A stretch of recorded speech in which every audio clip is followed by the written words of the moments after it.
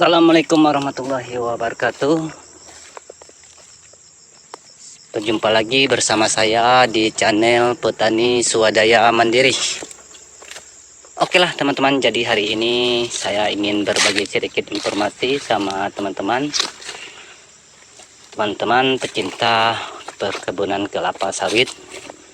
Jadi hari ini saya ingin berbagi informasi atau motivasi supaya teman-teman pekebun kelapa sawit itu bisa bertambah semangat untuk merawat kebunnya. Oke lah teman-teman, jadi di sini saya ingin sedikit cerita sama teman-teman asal mula bagaimana saya itu bisa memiliki kebun kelapa sawit ya teman. Walaupun lahannya seperti yang teman-teman lihat di sini, bukitnya sangat tinggi teman, jadi sangat puas selera untuk mendakinya. Oke teman-teman, jadi asal mula atau awal saya bisa memiliki kebun kelapa sawit. Jadi sebelumnya saya itu sama seperti teman-teman yang bekerja di perusahaan atau pemotong karet. Ya, saya juga pernah bekerja jadi pemotong atau pekebun kelapa karet, pekebun karet, dan saya juga pernah bekerja di perusahaan teman.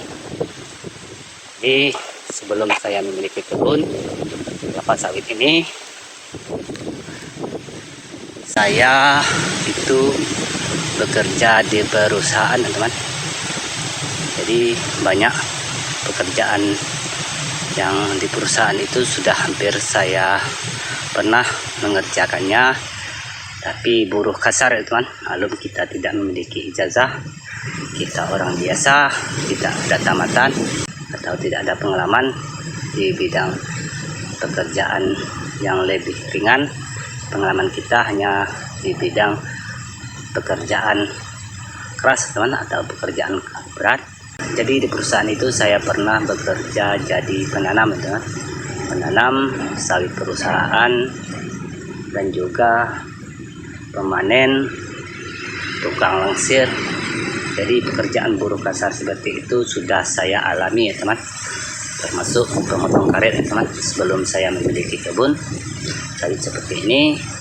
Jadi bagi teman-teman yang baru berjuang, yang ingin memiliki kebun kelapa sawit seperti saya pada awalnya, berjuanglah dengan tangguh-tangguh, dengan semangat. Karena kenapa saya bilang seperti itu, karena berkebun kelapa sawit ini mau dikatakan gampang tidak juga ya teman, mau dikatakan susah itu tidak juga ya teman, sedang-sedang saja ya teman. Kenapa saya bilang seperti itu? Karena sepengalaman saya sendiri berkebun kelapa sawit ini, tapi itu pengalaman saya ya teman, atau pengalaman saya pribadi, itu di awal pemula itu sangat-sangat sakit ya teman. Jadi kenapa saya bilang seperti itu, sangat-sangat sakit. Jadi di awal saya berkebun, saya ingin memiliki kebun sawit itu, saya bekerja di perusahaan teman. Bagi teman-teman pasti tahu bagaimana gajinya kalau kerja di perusahaan teman, 1 bulan sekali. Jadi menjelang gajian itu saya sesudah bekerja di perusahaan, pulangnya itu sekitar jam 12 sampai jam 1. Dari jam 1 atau jam 12 ke sorenya itu saya motong teman. Bagi teman-teman yang sudah berkebun karet pasti tahu bagaimana kalau kita bekerja di kebun karet ya teman. Jadi di musim hujan itu kita sangat sulit untuk mendapatkan getahnya atau karetnya. Jadi sebelum gajian saya kerja di kebun karet, seminggu sekali bisa panen. Itulah cara saya mengisikan kekurangan pada rumah tangga saya sebelum gajian di perusahaan teman. Jadi gaji perusahaan itu saya sisipkan atau saya tabungkan untuk modal berkebun sawit seperti ini ya teman. Jadi untuk pembukaan lahan pertamanya itu saya tebas sendiri ini teman-teman. Jadi saya itu nabungnya untuk membeli bibitnya teman. Jadi waktu itu saya belum memiliki bibit, sudah saya tebas semuanya, saya beli bibit teman. Jadi untuk jumlah lahan saya ini luasnya itu kurang lebih 2 hektar ya teman, tapi 2 hektar tidak sampai teman, karena pokoknya ada 220 batang teman, 220 batang. Kalau 2 hektar itu sekitar 270 280, ini 220 semua teman. Untuk kebun saya ini 220. Jadi sebelum saya gajian itu saya motong, dan sisa waktunya di hari Sabtu Minggu saya libur ya teman, untuk bekerja di perusahaan maupun motong saya libur. Jadi saya khusus saya khusus untuk membuka lahannya di hari Sabtu dan Minggu teman. Jadi di awal pemula itu yang tekanan yang kuat saya di waktu saya berkebun kelapa sawit di awal pemula yaitu di bidang ekonomi ya teman. Jadi disitulah ekonomi, kalau kita belum memiliki kebun, belum ada penghasilan, sebelum berkebun kelapa sawit itu tekanan kita pertama yaitu ekonomi ya teman. Dan yang kedua itu seperti, tapi kalau teman-teman mungkin tidak ada yang mengalami seperti yang saya alami ya teman. Jadi yang kedua itu saya berkebun ini banyak di lokasi ini bekas-bekas pondok saya, termasuk ini ya teman, bekas pondok saya juga seperti ini. Ini pasnya di pinggir jalan teman, pinggir jalan seperti sebelah sana. Jadi pinggir jalan batu bara ya teman, dekatnya sangat besar sekitar 30 meter bukanya. Seperti yang teman-teman lihat ini khusus jalannya. Jadi di awal pemula itu untuk jalan yang seperti ini tidak ada ya teman. Jadi kebun ini dari pembukaan lahan saya pertama itu tidak ada jalan ya teman. Jalannya itu dari jarak kebun ini sekitar 300 meter ya teman. Jalan sampai ke lokasi ini tidak ada jalan kendaraan motor maupun mobil ya teman. Jadi saya itu langsir bibitnya dipikul menjelang sampai ke lokasi ini teman. Dan alhamdulillah setelah umur 8 bulan dari penanaman saya ini, saya sudah berumur 8 bulan, jalannya sudah terbuka ya teman. Jadi bekas pondok saya seperti ini, silahkan teman-teman lihat. Di awal pemula saya membuat pondoknya pasnya di lokasi di atas bukit seperti ini ya teman.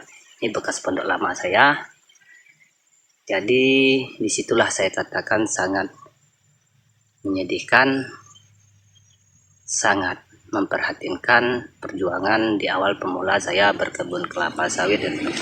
Silahkan teman-teman lihat di sini bekas pondoknya itu terbakar ya teman, tiangnya itu sudah hitam ya teman, terbakar seperti ini. Jadi di awal pemula saya berkebun kelapa sawit ini, maklum kita sesama manusia ini kita tidak tahu membedakan mana yang kawan dan mana yang lawan ya teman. Tapi saya jujur, saya tidak ada permusuhan sama orang lain. Saya itu tidak mengganggu orang lain. Saya hanya fokus ke keluarga saya, bagaimana untuk kedepannya keluarga saya bisa senang. Tapi di sini orang lain bisa mencelakakan kita kalau kita di awal pemula itu berkebun kelapa sawit seperti yang sudah saya alami. Pondok saya dibakar. Ini baru 2 hari saya pulang dari pas gajian dari perusahaan, saya pulang 2 hari. Dan setelah 2 hari pulang, saya langsung masuk ke kebun, cek pondok sudah terbakar seperti ini ya teman. Jadi disitulah saya katakan bahwa sakitnya perjuangan di awal pemula saya berkebun kelapa sawit ya teman. Jadi disitu baju atau pakaian anak istri saya itu tinggalnya sehelai dari badan ya teman. Yang lainnya itu hangus semua, terbakar. Jadi disitulah saya mengambil motivasinya bagaimana supaya kedepannya itu anak istri saya itu bisa senang seperti anak istri teman-teman yang lainnya yang sudah sukses, yang sudah berhasil. Jadi bagi teman-teman yang ada cobaan seperti yang saya alami itu jangan mengeluh teman. Kita harus semangat, tetap tegar, jangan putus asa. Walaupun bagaimana cobaan yang kita alami, kita harus semangat ya teman. Bagaimana walaupun orang ini memusuhi kita, orang yang menentukan yang memusuhi kita, kita jangan putus asa dan kita tetap semangat. Kita berjuang terus merawat kebun sampai berhasil teman.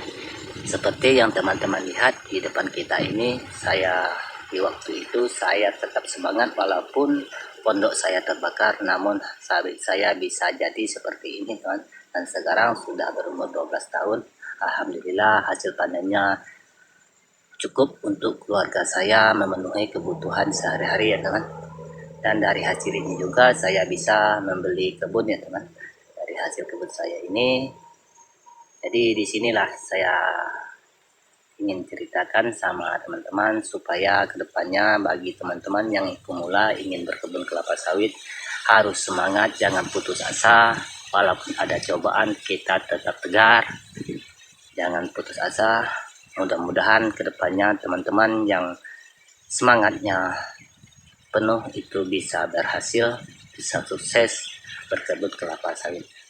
Oke lah teman-teman, inilah yang dapat saya informasikan sama teman-teman. Semoga motivasi saya ini untuk teman-teman semuanya bisa bermanfaat.